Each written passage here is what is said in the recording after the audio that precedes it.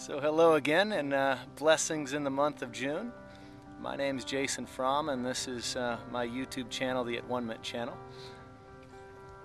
It's just a joy to be back. I really never thought that I'd enjoy making videos so much, and this is, yes, my second one, but I see why my girlfriend Veronica has loved doing this so much, and it's just an honor to share these little tidbits of a wisdom that have come into my arena, my sphere along my walk, and it's just an honor to share these with you, just to give you a little bit of insight into different ways to really step into our own power. And it's funny, I was walking, we're on a hike today, and we came to this point, this crest on this hike, and Veronica noticed this triangle that we had found at this end point of our hike, and she commented on it, and it was just amazing. I was like, wow, for the last few days I've been thinking about sharing this concept of the triangle of disempowerment, which was shared with me about a handful of years ago. And it's this idea that we all live in these three roles in interpersonal relationships with self, with other people, and it's these three roles on the triangle. And the three roles are, one can experience the roles of either being the victim, the perpetrator, or the savior. And what I found is on this triangle, it's a choice to either step on it or off of it. And stepping on of it is a matter, it's all a matter of perspective, the way that you intend and perceive through this. So let me walk you through an example that might shed some light on what this triangle represents. So the other day I had called my mom, and I knew she was in a bit of pain for the last few weeks with her shoulder. And so I made the call to see if she was going to come down and come see my chiropractor.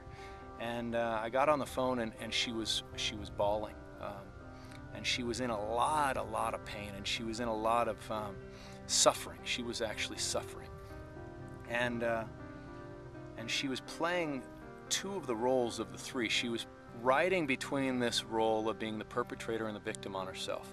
The perpetrator was the pain, or the perceived experience of that perpetrator as the pain, and she was riding that perpetrator at some points of her unconsciousness, and then moving over to the other point of mostly living in that point of being the victim. It wasn't the pain that was creating the victimness, it was the perspective that she was choosing to hold. And that perspective was this place of all of the things, all of the thoughts that she was taking ownership in her mind. If this pain stays, what's going to happen? Oh my God, I've been in this for so many weeks. Is it ever going to end? And then all the stories it created. I'm getting older, so now am I going to have to live with this and not going to be able to golf anymore, be able to pick things up? All of the things that were going through her head, all of the fears, were those points of victimness that she was ensnared by at that point. And then when I got on the phone, it was my opportunity to either step on the triangle and be the savior, or remain off and not step on that cycle. And you know, as a man, and men know this, and women, you often know this as well, is that when a man hears a woman they love cry, they want to do anything they possibly can to help, to bring the joy back, to help you just smile again. You know, it's really painful in our hearts to hear your mother or your wife or your child cry. And the blessing is that I've had this teaching in my toolbox for a long time. So the only challenge about stepping on that triangle, even as the savior, which seems to be the greatest place to be, is it's just a matter of time before you get knocked off the pedestal of the savior, and then you're put in the position of being perceived as a perpetrator. You may have had that happen to you before. You came on with the intention of just helping, and then all of a sudden you're getting blamed for it. And then, as soon as you're getting blamed, then it's very easy to shift that perspective into being the victim.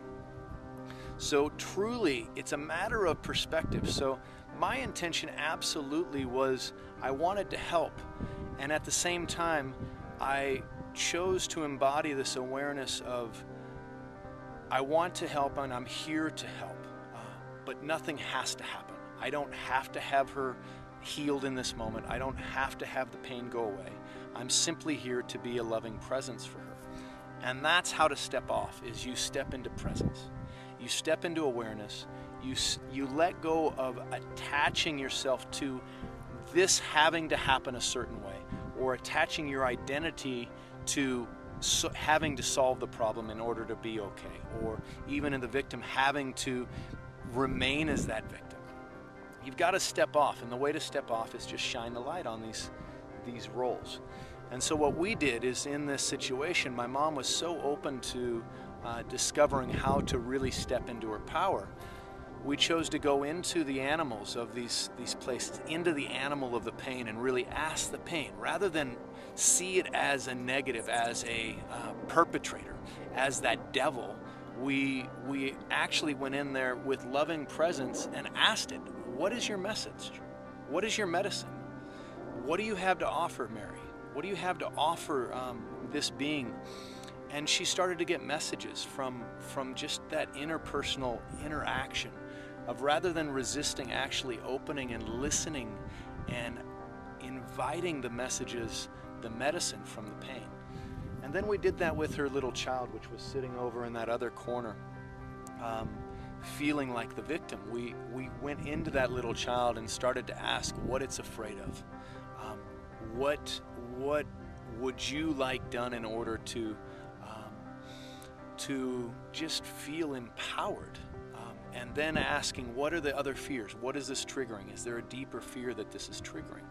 Not just in this moment, but maybe it threads back to a moment in childhood. And then over to the Savior is, why do you want someone else to save you in this moment? This is an opportunity actually for you to not save yourself, but just bring presence to yourself. So it was just a beautiful opportunity and an interaction of both of us rather quickly stepping off of the triangle and really stepping into that power of presence. So a friend of mine, actually a student that I had a few weeks ago in a workshop, was asking me, well, is there always 3 people on the triangle? And as you even see in this example, there were actually, my mom was playing 2 of the roles, and I had the opportunity to step on and play the 3rd.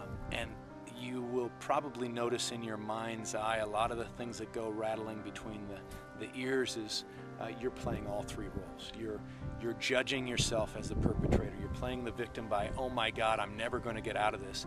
And then the Savior is like, maybe if I do this, just if I do this, that'll save me. That'll get me out of this situation. And the offering simply is just take a little perspective. Step off the triangle and just shine light to what is. So I hope this helps just a little bit along your journey, and maybe it'll assist you in something that's going on in your life. And it's just an honor to share and continue to unfold with you. Many blessings, and I wish you so much joy and beauty in the unfolding of the rest of spring and into summer. And I look forward to sharing more moments with you. Namaste.